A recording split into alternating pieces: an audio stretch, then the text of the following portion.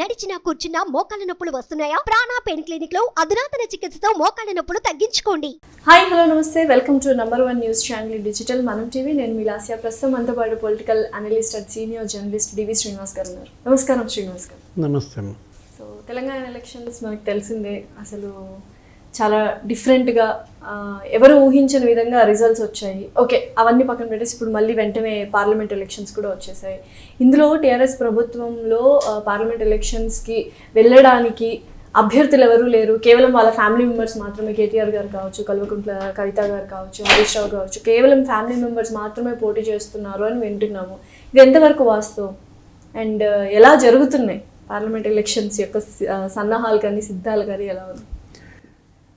రాబోయే పార్లమెంట్ ఎన్నికలకు బీఆర్ఎస్ అభ్యర్థులు దొరకని పరిస్థితిలో కుటుంబ సభ్యులనే అభ్యర్థులుగా మోహరింపజేస్తున్నారు. ఇప్పుడు ఇదేంటంటే బీఆర్ఎస్కి చావో రేవో, అంటే చావు బతుకుల సమస్య అన్నమాట. ఇప్పుడు రేపటి పార్లమెంట్ ఎన్నికల్లో గనక బీఆర్ఎస్ సర్వైవ్ కాకపోతే, గౌరవప్రదమైనటువంటి సీట్లను సాధించలేకపోతే, ఉద్యమ పార్టీగా ఉన్నటువంటి టీఆర్ఎస్ ఏమైపోతుంది? ఇక అంతర్ధానం అయ్యే అవకాశం ఉంది.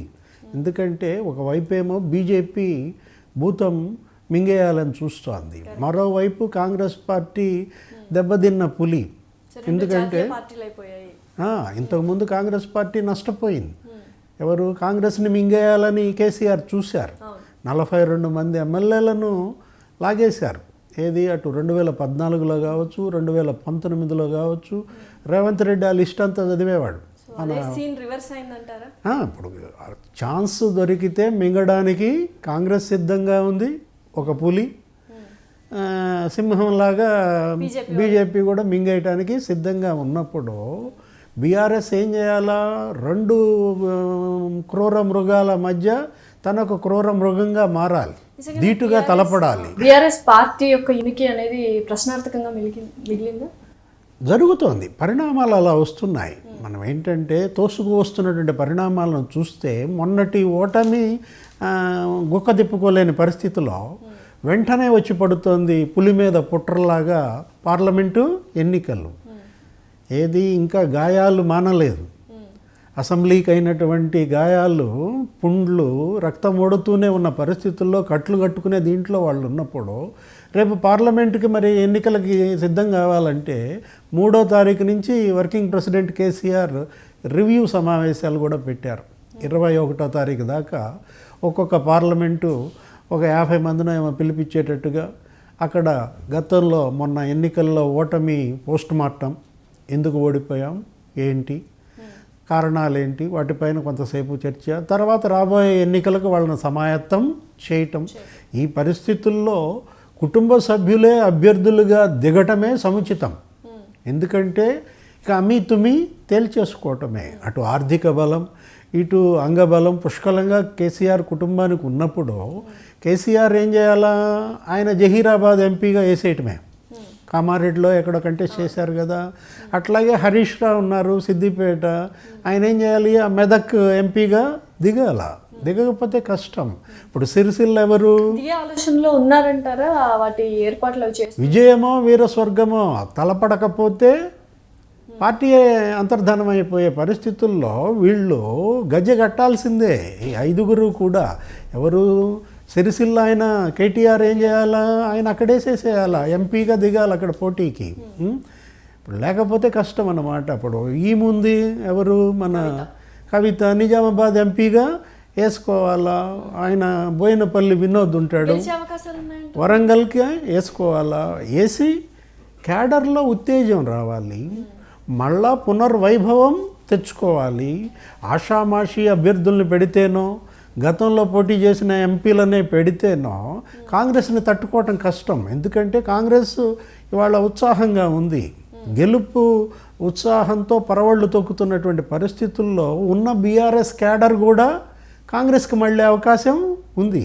ఎందుకంటే బెల్లం ఎక్కడో చీమలు అక్కడే చేరతాయి. అధికారం పంచన అన్ని పార్టీలు చేరిపోవటం, కార్యకర్తలు నాయకులు ఫ్లడ్ అవుతుంది. ఇప్పుడు ఇక్కడ మీరు అభ్యర్థుల్ని మారుద్దామని ఆలోచన చేస్తున్నారు. ఏ ఎమ్మెల్యేలు అయితే ఓడిపోయారో, ఎవరిపైన అయితే వ్యతిరేకత తీవ్రంగా ఉందో వాళ్ళ ఆధ్వర్యంలోనే రేపు పార్లమెంట్ ఎన్నికలు జరిగితే ఇంకా మొన్నటి ఫలితాలే వస్తాయి, ఇంకా ఎక్కువ చేదు ఫలితం కూడా పొందొచ్చు. కాబట్టి సిట్టింగ్ ఎమ్మెల్యేలుగా మొన్న ఎవరైతే ఓడిపోయారో వాళ్ళని తప్పించమంటున్నారు, ఓకే. వాళ్ళ బదులుగా కొత్త ఇన్ఛార్జీలను పెట్టమంటున్నారు. అదే జరిగితే మరో తప్పటడుగు అవుతుంది. ఎందుకని ఇప్పుడు ఎదురు దెబ్బలు అవుతాయి. చేయాల్సినప్పుడు చేయకుండా చికిత్స ఇప్పుడు చేస్తే ఎట్లా కుదురుతుంది? ఈ సిట్టింగ్ ఎమ్మెల్యేలను అప్పుడే మార్చేసి ఉంటే ఎప్పుడు అసెంబ్లీ ఎన్నికలకు ముందే ఇంకో రకంగా ఉండేది. అసెంబ్లీ ఎన్నికలకేమో వాళ్ళ నాయకత్వంలో నియోజకవర్గంలో క్యాడర్ పనిచేసి, ఇప్పుడు పార్లమెంట్ ఎన్నికలు కేవలం జస్ట్ 2-3 నెలల్లోనే మళ్ళీ మీ సమన్వయకర్త ఇంకొకళ్ళని పెడుతున్నాం అని ఆయన తప్పిస్తే ఏం జరుగుద్ది? ఇతను మళ్ళీ కాంగ్రెస్కి చేసే అవకాశం ఉంది. బీఆర్ఎస్ భవిష్యత్తు ఎలా ఉండబోతుంది అంటారు పార్లమెంట్ ఎలక్షన్స్ తర్వాత? ప్రజలు డిసైడ్ చేస్తారు.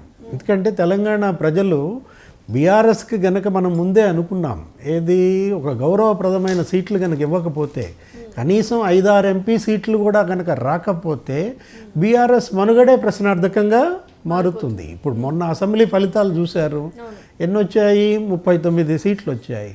39 సీట్లు అంటే మనం లెక్కేసుకుంటే 7 సీట్లు ఒక పార్లమెంట్ ఉజ్జాయింపుగా వేసుకుంటే 4-5 సీట్లలో గెలిచే అవకాశం ఉంది. మొన్నటి బలాన్ని బట్టే చూస్తే ఆ 4-5 తెచ్చుకోగలదా? అప్పటి ఉత్సాహం ఇప్పుడు ఉందా? ఓటమి పరాజయ భారం నుంచి బీఆర్ఎస్ కోలుకుంటుందా? మరి కనీసం బలమైన ప్రతిపక్షంగా అన్న ఉండబోతుందా? మొన్న అసెంబ్లీ సెషన్స్ చూసాం. మొన్న అసెంబ్లీ సెషన్స్లో ఏం జరిగింది? వాళ్ళకి ఇంకా సమయం ఇవ్వకుండానే హరీష్ రావు కావచ్చు, లేకపోతే కేటీఆర్ కావచ్చు, దాడి బిగిన్ చేశారు. ఒకవైపు ఏమో కేసీఆర్ 3 నెలలు చూద్దాం, అప్పుడే మీరేమీ దాడి చేయొద్దు అని కేసీఆర్ చెప్పాడు అంటూనే మొన్న అసెంబ్లీలో వీళ్ళ 50 ఏళ్ల చరిత్ర, వీళ్ళు రాజశేఖర రెడ్డి హయాంలో కాల్పులని అదని ఇదని చెప్పారు.